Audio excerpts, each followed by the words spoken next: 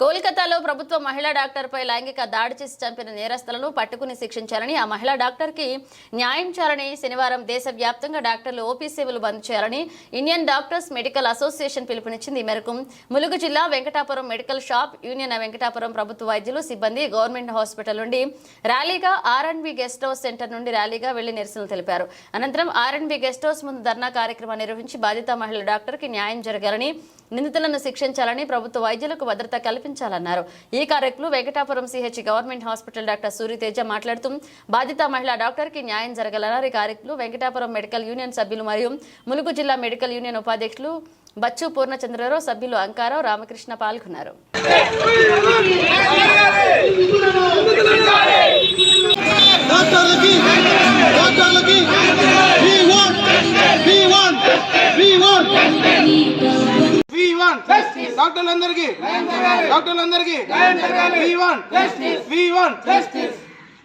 Venkatapuram medical ఆఫీసర్గా మాట్లాడుతున్నాను.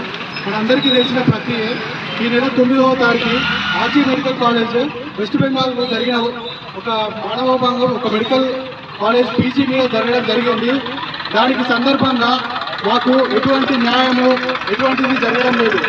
9వ తారీఖు నుంచి గవర్నమెంట్ స్పందించడం జరిగింది. కోల్కతాలో జరిగిన ఆర్జికర్ మెడికల్ కాలేజ్లో గల సంఘటన ఒక యువతిపై, మెడికల్ చేస్తున్న పీజీ యువతిపై మనకు మానభంగం జరిగిన సంగతి మనందరికీ తెలిసినదే. దానికి సందర్భంగా మెడికల్ కౌన్సిల్ ఆఫ్ ఇండియా వీటిని మేము ఈ ఒక్క రోజు స్ట్రైక్ని నిర్వహిస్తున్నాము. దానికి పరంగా ఎమర్జెన్సీ సర్వీసెస్ని మినహాయించి అన్ని సర్వీసులు మూసివేత చేయడం జరుగుతుంది. ఈ స్ట్రైక్ యొక్క ముఖ్య కారణము మాకు ఈ డాక్టర్లకి ఇంకా మిగతా వాళ్ళందరికీ హాస్పిటల్ సిబ్బందికి భద్రత చేకూర్చాలని గవర్నమెంట్ వాళ్ళని ఆదేశించడం జరుగుతుంది.